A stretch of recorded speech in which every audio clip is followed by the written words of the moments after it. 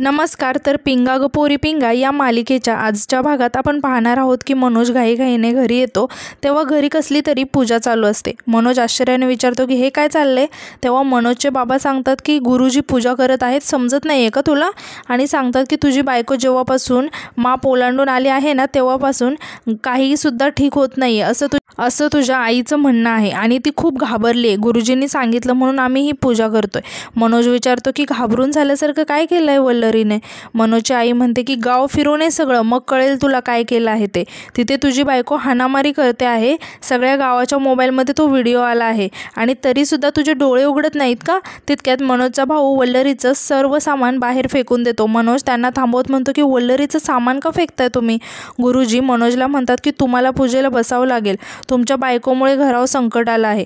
मनोज त्यांच्यावर चिडून म्हणतो की तुम्हाला काही समजत नाही का गुरुजी, उठा तुम्ही इथून, आम्हाला नाही पूजा करायची. आणि तो त्याच्या भावाला म्हणतो की तुमच्यासारखा अडाणी लोकांचा कारभार आहे ना इथे, म्हणून मी तिला तिथे शहरामध्ये शिकायला पाठवलं आहे. आणि तो त्या गुरुजींना तिथून जायला सांगतो. मनोजची आई चिडून म्हणते की हे काय केलंस तू, गुरुजींना का हाकलून लावलंस. तुझी बायको अभ्यास करायला गेली आहे ना तिकडे, मग अभ्यास सोडून दुसरी कामं का करायला लागले. ती गावातल्या 50 लोकांच्या आत्तापर्यंत फोन येऊन गेले आहेत मला. अरे तुझ्या बायकोने सगळ्या गावामध्ये नाक कापलं आहे आमचं. मनोज म्हणतो की आई नाक कापण्यासारखं काय केलं आहे तिने. त्या व्हिडिओमध्ये मनातली भीती घालून गुंडाचा सामना करते, यात नाक कापण्यासारखं काय आहे. उलट तुम्हाला तर अभिमान वाटला पाहिजे तुमच्या सुनेचा. मनोजची आई म्हणते की आरती ओवाळ का तिची, आणि मला एक सांग मन्या, तिची तशी उगाच कोणी छेड काढेल का. मनोजचा भाऊ म्हणतो की नक्कीच तिने काहीतरी आगाऊपणा केला असणार. तेव्हा मनोज त्यांच्यावर खूप चिडतो आणि म्हणतो की वल्लरीबद्दल असं काही बोललास ना तर माझ्यासारखं वाईट कोणी नसेल. आणि मग त्या दोघांचा वाद सुरू होतो. तेव्हा मनोजचे बाबा चिडून म्हणतात की अरे बंद करा ही बायकोची गुलामी, नाहीतर हातामध्ये बांगड्या घालून ये, कमीत कमी आपल्या पोटच्या पोराने असं वागण्याचं दुःख तर नाही होणार आम्हाला. असं म्हणत ते मनोजसमोर बांगड्या फेकतात आणि म्हणतात की घाल या बांगड्या, आणि रागाने तिथून निघून जातात. आता मनोजची आई मोठमोठ्याने रडायला लागते आणि रडतच तिथून निघून जाते. मनोजला खूप वाईट वाटतं. तर दुसरीकडे आपण पाहतो की मिठू ऑडिशनसाठी गेलेली असते तेव्हा तिला तिच्या बाबांचा फोन येतो. मिठू सांगते की बाबा बोला, ऑडिशनसाठी आली आहे मी. मिठूचे बाबा म्हणतात की बस झालं तुझं ऑडिशन वगैरे, आता गप सामान गुंडाळायचं आणि इथे यायचं साताऱ्यामध्ये. हे ऐकून मिठू खूप शॉक होते आणि म्हणते की अहो ऐकून तर घ्या माझं, असं का बोलताय तुम्ही. मी इथे एवढी मेहनत करते चांगला रोल मिळावा म्हणून, आणि तुम्ही परत घरी का बोलवताय मला. मिठूचे बाबा ओरडून म्हणतात की कसला रोल, कसला माऱ्या करताय, काय करताय काय नक्की तिथे. मिठू त्यांना समजवत म्हणते की बाबा असं काही नाही आहे, मी इथे मेहनत करते, रोज ऑडिशनसाठी जाते. मिठूचे बाबा म्हणतात की मग मिळते का काम. मिठू सांगते की एवढ्या सहजासहजी इथे काम मिळत नसतं. मिठूचे बाबा म्हणतात की जरा तुझ्या कांचनताईकडे बघ, जरा विचार कर तिचा, कशी वागते कशी बोलते, नाही तर तू. मिठू म्हणते हे बघा मी कांचनताईसारखं नाही जगू शकत, आणि बाबा मी ऑडिशनसाठी आली आहे, मी नंतर कॉल करते, असं म्हणून ती फोन कट करते. तेव्हा मिठूचे बाबा तिच्यावर खूप चिडतात. मिठू टेन्शनमध्ये येऊन स्वतःशीच म्हणते की अचानक काय झालं घरच्यांना. तर दुसरीकडे प्रेरणाची आई आणि बाबासुद्धा खूप चिडलेले असतात. ते प्रेरणाला तिथून घेऊन जाण्यासाठी तिची बॅग भरत असतात आणि प्रेरणावर ओरडत म्हणत असतात की आता इथे राहायचंच नाही आहे, गावात तोंड दाखवायला जागा नाही ठेवलीस तू. प्रेरणा रडत त्यांना समजावण्याचा प्रयत्न करत असते की त्या दिवशी काय झालं ते ऐकून तरी घ्या, मी सगळं सांगते. आता प्रेरणाची आई म्हणते की मला तुझं काही ऐकायचं नाही आहे, तो व्हिडिओ सगळ्यांनी बघितला आहे, मग तुझ्या साहेबांनी सुद्धा बघितलं असणार, काय वाटेल आता त्यांना. प्रेरणाचे बाबा प्रेरणाच्या आईला समजावत म्हणतात की आधी तिचं ऐकून तरी घे, उगाच पराचा कावळा नको करू. असं म्हणून त्या दोघांचंच भांडण सुरू होतं. तेव्हा तिथे तेजासुद्धा येते आणि त्यांचं बोलणं ऐकायला लागते. प्रेरणाची आई प्रेरणाला म्हणते की नालायक मुलगी आहे ही, आधीच सगळा उजेड आहे आणि आता त्यात हे सगळं प्रकरण, आता असलं सगळं बघून कोण करेल हिच्याशी लग्न. प्रेरणाला खूप वाईट वाटतं आणि ती खूप रडायला लागते. तेजा प्रेरणाच्या आई ओरडत म्हणते की ओ काकू, आवाज खाली करायचा. प्रेरणा तेजाला थांबवत म्हणते की तेजा शांत हो. तेजा रागाने म्हणते की प्रेरणा तू बोलत नाहीस ना म्हणून मला बोलावं लागतंय. आणि ती प्रेरणाच्या आईला म्हणते की जिला तुम्ही नालायक म्हणता ना ती इथे महिनाभर खपत असते, साधे कपडे घालते, जमेल तिथे काटकसर करते, सुट्टीच्या दिवशी एक्स्ट्राचे डबे देते पैसे मिळावे म्हणून. तरुण आहे एवढी पण अजिबात शॉक नाही करत, ना कधी पार्ट्या करते ना कधी पिक्चर पिक्चरला जाते ना, कुठल्या मुलाशी अफेअरसुद्धा नाही आहे तिचं. आणि हे सगळं कशासाठी? कारण तिला घरी पैसे पाठवायचे असतात तुमच्यासाठी. हे सगळं ती करते तुमच्यासाठी. आणि जी मुलगी तुम्हाला पैसे पाठवायच्या म्हणून एवढी काटकसर करते, तिला तुम्ही नालायक म्हणताय? अहो, आई आहात की कोण? प्रेरणाची आई रागाने म्हणते की मग काटकसर करते तर काय उपकार करते का आमच्यावर? तिला लहानाचं मोठं कोणी केलं? आम्हीच केलं ना. पोटाला चिमटे काढून कोणी शिकवलं तिला? आणि ती तेजाला म्हणते की काल आलेली तू आम्हाला शिकवतेस? तुझ्या आईबापाने तुला हेच शिकवलं आहे का? तेजा रागाने म्हणते की सांगू का माझ्या आईवडिलांनी काय शिकवलं आहे ते? प्रेरणा म्हणते की तेजा प्लीज तू नको ना या सगळ्यात पडू. प्रेरणाची आई तेजाकडे बघून म्हणते की आता समजलं मला, माझ्या मुलीवर मी चांगले संस्कार केले होते तरीसुद्धा हा थिल्लरपणा करण्याचा तिला सुचलं कसं? आणि ती तेजाला म्हणते की हिच्यासोबत राहून हिची भाषा तर बघा, अवतार बघा. हे बघ, तुझ्या आईबापाला असं चालतं, पण आमची इज्जत आहे गावामध्ये, तुला तर शरमच नाही आहे. आणि परत प्रेरणाला म्हणते की प्रेरणा, ही असली थेरं मी खपवून घेणार नाही. तेजा म्हणते की हे बघा तिला काही. प्रेरणा आता तेजाला थांबवत हात जोडून म्हणते की तेजा प्लीज तू या सगळ्यात नको पडूस अगं, प्लीज तू जा इथून, तू तरी समजून घे प्लीज, मी तुझ्याशी नंतर बोलते. मग तेजा रागाने तिथून निघून जाते. प्रेरणा खूप रडत असते. यानंतर आपण पाहतो की मनोज वल्लरीला कॉल करत असतो. तो खूपच अस्वस्थ झालेला असतो. आता वल्लरी कॉल रिसीव करत नाही आहे. मनोज खूप वैतागतो. तितक्यात वल्लरीचा कॉल बॅक येतो. आता वल्लरी घाबरून रडत म्हणते की हे बघा मला तुमच्याशी बोलायचं आहे, मी तुम्हाला सगळं काही सांगते, तुम्ही फक्त माझ्याशी बोला. पण मनोज मात्र काहीच बोलत नाही. आता वल्लरी रडत म्हणते की अहो काहीतरी बोला, माझं ऐकून तरी घ्या. हे बघा मी तुम्हाला सगळं काही समजावून सांगते, ती मुलं कोण होती, ते सगळं काय घडलं, मी सगळं काही तुम्हाला समजावून सांगेल, पण तुम्ही माझ्याशी एकदा बोला. हवं तर रागवा, ओरडा, काय वाटेल ते करा, पण बोला माझ्याशी. मी देवाशपथ सांगते की हे सगळं असंच घडलं आहे आणि मी यामध्ये काहीसुद्धा लबाडी केली नाही. मी खरंच सांगते हो, माझ्यावर विश्वास ठेवा.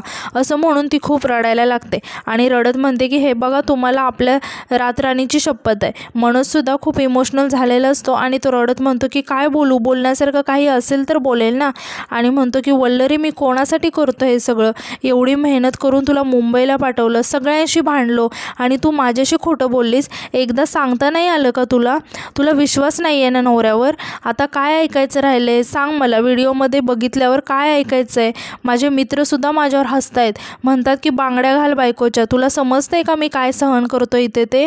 आणि परत म्हणतो की तुला कसं कळणार, तू तर मुंबईला शिकते ना, मॅडम झालीस ना तू, तुला बाकी सगळं कळतं, नवऱ्याचा त्रास नाही कळत फक्त. हे सगळे म्हणत होते ना, ते आता मला खरं वाटते. वल्लरी मी तुला मुंबईला सोडून आयुष्यातील सगळ्यात मोठी चूक केली, सगळ्यात मोठी चूक. हे ऐकून वल्लरीला खूप वाईट वाटतं आणि ती रडत म्हणते की अहो असं नका बोलू हो. पण मनोज तिचं काहीही न ऐकता फोन कट करतो. आता वल्लरीला खूप वाईट वाटतं आणि ती खूप रडायला लागते. आता यानंतर इकडे आपण पाहतो की प्रेरणा तिच्या सरांशी बोलत असते की अहो सर, ती मुलं आम्हाला त्रास देत होती म्हणून आम्हाला हे सगळं करावं लागलं, स्वतःला वाचवण्यासाठी. दुसरा कुठलाही पर्याय नव्हता आमच्याकडे सर. प्रेरणा खूप रडत असते आणि म्हणते की मी खरंच सांगते सर, ऐकून तरी घ्या ना. प्रेरणाचे सर तिला म्हणतात की प्रेरणा मला सगळं कळतं आहे, पण तुमचा तो व्हिडिओ माझ्या आईवडिलांपर्यंतसुद्धा पोहोचला आहे, इतर सगळीकडे पोहोचला आहे. मला सांग मी त्यांची समजूत कशी काढू? यावर प्रेरणा म्हणते की सर अहो, पण प्रेरणाचे सर तिला थांबवत म्हणतात की प्रेरणा मला असं वाटते की आपण आता पुढे नको जायला. हे ऐकून प्रेरणा खूप शॉक होते आणि ती रडत फोन ठेवून देते. तेव्हा प्रेरणाची आई तिथे येऊन प्रेरणाला म्हणते की झाला ना, ऐकलं ना त्यांच्या तोंडातून, निघतो आता आम्ही, असल्या पोरींशी ना गावची भूतं पण लग्न करणार नाही आहे. आणि ते प्रेरणाच्या बाबांना म्हणते की चला हो निघा. आता प्रेरणा तिच्या बाबांजवळ जाऊन म्हणते की बाबा अहो तुम्ही तरी ऐका ना. यावर प्रेरणाचे बाबा रडत तिला म्हणतात की बाय, निघतो आम्ही. आता प्रेरणाचे आई बाबा निघणार तितक्यात मिठ्ठू तिथे येते. मिठ्ठू खूप चिडलेले असते आणि चिडून म्हणत असते की एक व्हिडिओ काय व्हायरल झाला, भैसाटलेत आई बाबा. सगळेच मिठ्ठूकडे आश्चर्याने बघायला लागतात. आता मिठ्ठू रडत म्हणते की बाबा म्हणतायत की बस कर तुझी नाटकं करते का मी इथे? दिवस रात्र मेहनत करून माझ्या नशिबी काय तर हे असले टोमणे, नाही जायचं आहे मला परत. तितक्यात तिथे वल्लरीसुद्धा येते. वल्लरी खूप रडत असते, तिला धड नीट चालताही येत नसतं. वल्लरीकडे बघून मिठ्ठू आणि श्वेता तिला पकडतात. आता वल्लरी खूप रडत असते आणि श्वेता आणि मिठ्ठू तिला बसायला सांगतात आणि तिला पाणी देतात. आता श्वेता विचारते की अगं काय झाले? वल्लरी रडत म्हणते की यांचं मन दुखावलंय मी, मला शिक्षा झाली पाहिजे, असं म्हणून ती स्वतःलाच मारायला लागते. हे बघून श्वेता खूप चिडते आणि वल्लरीवरती ओरडत म्हणते की ए बस. आणि ती मिठ्ठूला म्हणते की मिठ्ठू फोन कर. प्रेरणाला म्हणते की प्रेरणा तुझ्या सरांना फोन कर, आणि वल्लरीला सुद्धा बोलते की वल्लरी मनोजला फोन कर लवकर. प्रेरणा विचारते की श्वेता अगं काय. श्वेता चिडून बोलते की मी सांगते ना फोन कर. तेव्हा तेजा बोलते की श्वेता अगं काय डोकं बिकं फिरले का तुझं. श्वेता चिडून म्हणते की तुमचं आहे ना ठिकाणावर, मग गप्प बसा जरा. इकडे आपण पाहतो की मिठूचे बाबा खूप चिडलेले असतात आणि मिठूची आई त्यांना समजावत असते. आता मिठूचे बाबा मिठूचे सगळे अवॉर्ड्स घेऊन तिच्या आईकडे देतात आणि म्हणतात की हे सगळे कचऱ्याच्या डब्यात टाकायचं. तर इकडे आपण पाहतो की श्वेता म्हणत असते की फोन लावा घरच्यांना, लवकर फोन लावा. आणि इकडे मिठूची आई रडत असते आणि ती म्हणत असते अहो असे कसे फेकून द्या बोलताय. तितक्यात त्यांना मिठूचा फोन येतो. मिठूचे बाबा मिठूच्या आईला बोलतात की मिठूचा फोन आहे आणि ते म्हणतात की शांत राहा, आता तिला दाखवतो मी. आता वल्लरीने आणि प्रेरणाने सुद्धा फोन लावलेले असतात. सगळेजण एकाच वेळी फोन उचलतात. आता श्वेता इकडे तिन्ही फोन समोर ठेवून म्हणायला लागते की अगं त्या रस्त्यावरच्या पोरांशी लढलोय आपण, ती त्रास देत होती आपल्याला, आपण पळवून लावले त्यांना, आपण जिंकलोय, त्यांच्यासमोर झेंडा रोवलाय आपण, आणि आपण सेलिब्रेट करायला हवं होतं ना, तर आपणच तोंड पाडून बसलोय कशाला. आणि ती चिडून म्हणते की आजचा दिवस आपला आहे आणि हे जर आपल्या घरच्यांना कळत नसेल ना तर खड्ड्यात गेले सगळे. मिठूचे आई बाबा मनोज आणि प्रेरणाचे सरसुद्धा फोनवरती हे सगळं ऐकत असतात. आता श्वेता म्हणते की आपला प्रॉब्लेम नाही आहे तो, आपण का तोंड लटकावून बसलोय, खून केलाय का आपण, चोरी केली आहे की दरोडा घातलाय, ती पोरं त्रास देत होती ना आपल्याला, आपलं काहीही करू शकले असते, ते दिवसा ढवळ्या छेड काढत होती ना आपली, म्हणून मारामारी करावी लागली ना आपल्याला आणि पळवून लावलं आपण, यात कसला आलाय कमीपणा, महिषासुराचा वध केला म्हणून पूजतोत ना देवीला, मग आता तीच हिंमत जर घरच्या पोरीने दाखवली तर का त्रास होतो यांना. लहानपणापासून काय शिकवलं आपल्याला, देवीकडून शक्ती आणि बुद्धी मागा, मग आता दोन्हीचा वापर आपण स्वतःला वाचवायला केला, मग का चालतं यांच्या डोळ्यात. हे सगळं प्रेरणाच्या आई बाबा सुद्धा ऐकत असतात आणि बाकीचे सगळे फोनवर ऐकत असतात. आता श्वेता म्हणते की आपला जर कोणाला अभिमान नाही आहे ना तर आपण वाटून घेऊया आपला अभिमान, आणि ती म्हणते की ताटमानेनं जगायचं आता, बस झालं. आणि या व्हिडिओत आपण मारामारी करताना दिसलो ना, पण गुंड नाही दिसले, ते काहीही करू शकले असते आपल्याबरोबर. आता मनोज इकडे फोन स्पीकरवरती टाकतो आणि सगळ्यांना ऐकवतो. श्वेता इकडे म्हणते की आपल्या घरच्यांनी एकाने तरी विचारलं का गं आपल्याला की बाई त्या गुंडांशी लढली, तुला कुठे लागलंय का गं, आपण डॉक्टरांकडे जाऊया का, पोलिसात जायचं का, तू बरी आहेस का, तुझ्या मैत्रिणी बऱ्या आहेत का. अरे कौतुक सोडा, साधी काळजी नाही वाटली आपल्याला घरच्यांना आपली. वल्लरी, मिठू आणि प्रेरणा खूप रडत असतात.